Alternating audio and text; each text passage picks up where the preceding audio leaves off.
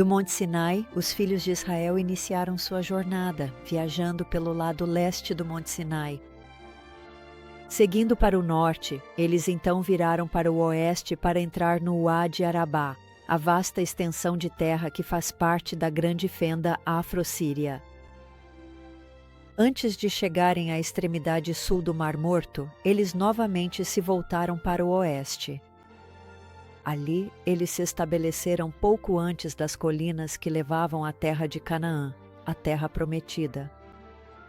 Aqui, eles estavam em Cades Barneia.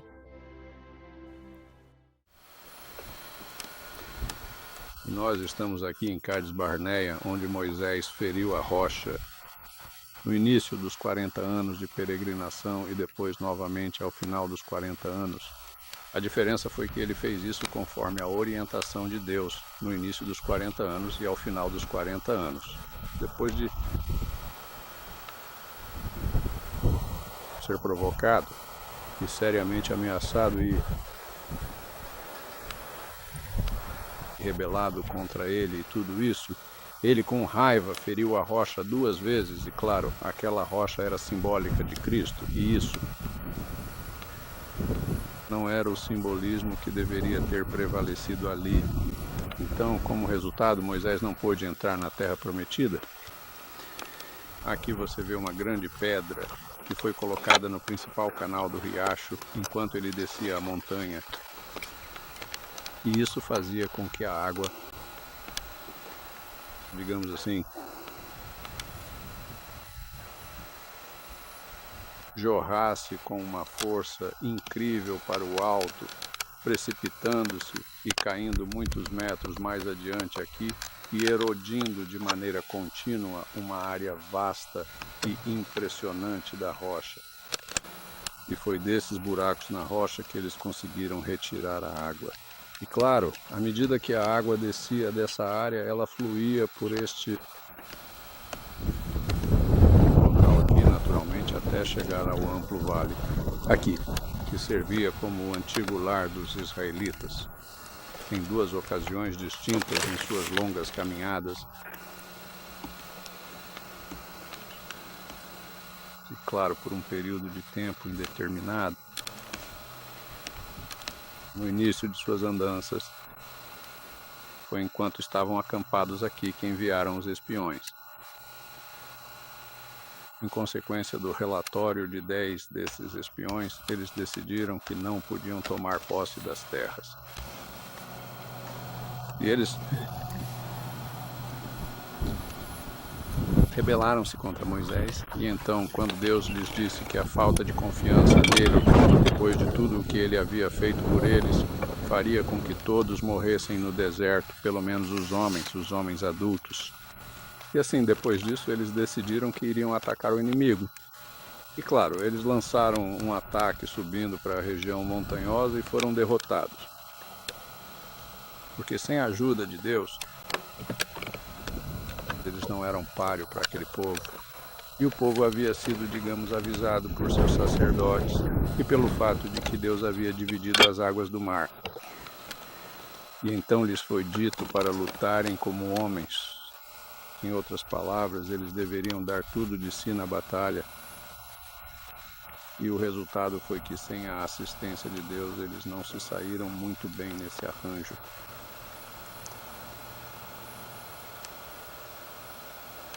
E aqui estão as cavidades que a água erodiu.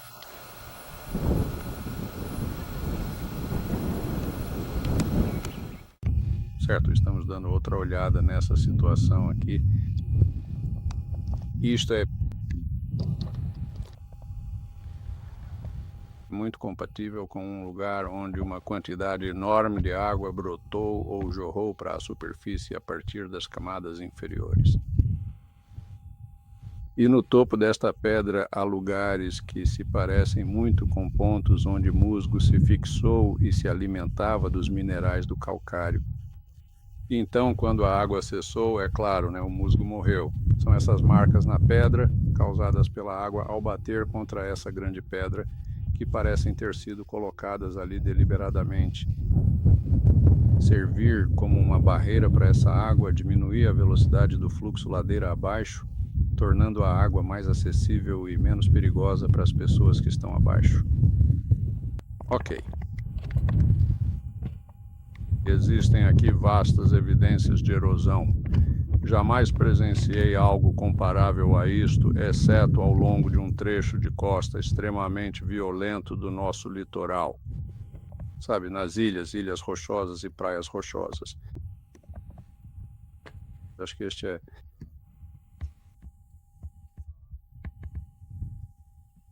um local verdadeiramente vibrante e muito empolgante. Exatamente à esquerda disso, podemos observar que há uma área que é realmente muito pequena e limitada. Trata-se de uma vasta região sismicamente fragmentada, sob a qual foram descobertos diversos indícios concretos de que ouro e outros artefatos valiosos estavam enterrados a uma profundidade de aproximadamente 12 metros de distância da superfície.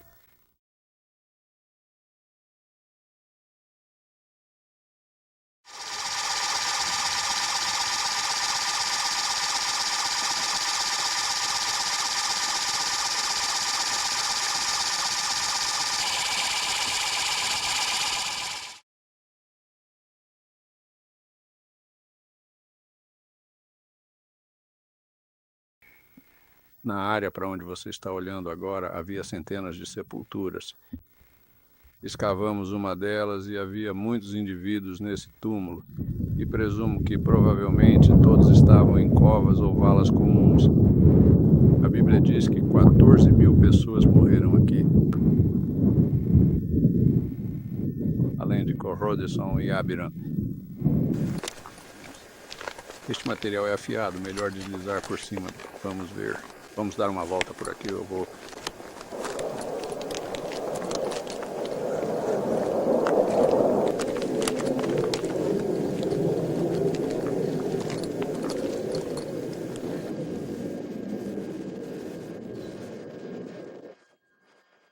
Vou te mostrar o local exato onde eu acabei encontrando aquele antigo pilão de pedra que você queria ver mais cedo.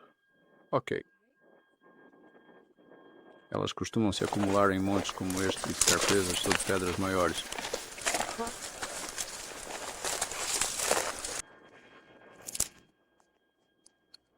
De qualquer forma, Pois bem, deixe-me ver. Como podemos prosseguir? é exatamente esse tipo de coisa específico que vai acabar nos causando sérios problemas. Infelizmente, o elemento que você está procurando no momento não aparece na tela ou no registro visual. Ser nessa área um pouco delicadamente, porque se houver um pedaço de cerâmica ou qualquer outra coisa que você tenha quebrado, se você cavar muito fundo... Baióis, este Recife? Sim? Como se diz isso? Baióis?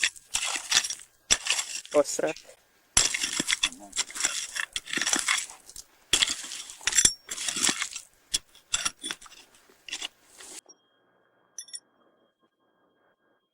Nossa Senhora. Não acredito nisso. Não acredito nisso. Isso é de deixar qualquer um perplexo. Normalmente elas ficam um pouco rachadas, senão não as deixariam para trás. Nossa, será? Terrível, ou provavelmente vai se despedaçar. Você quer apenas tirar a sujeira delas? Sim, claro. À frente. Olha só isso. Ah, é aqui que eles espremiam a polpa do caroço da azeitona, bem aqui. Realmente? Sim, é igualzinha à que eu encontrei antes. Exceto... Estava quebrado. Sim, estava quebrado. Acho que estava quebrado por toda essa extensão. Você pode virar isso? Cara, isso... Parecia só uma pedra. Olha só. Nem eu acredito nisso.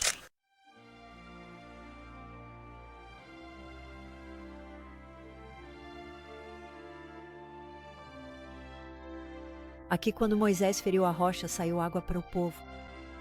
Aqui, quando Deus mandou que eles entrassem na terra e a tomassem, eles pediram para enviar 12 espiões antes, o que Deus permitiu. Quando eles retornaram após 40 dias com amostras de produtos mostrando a grande fertilidade do solo, também falaram com muito medo dos habitantes da terra.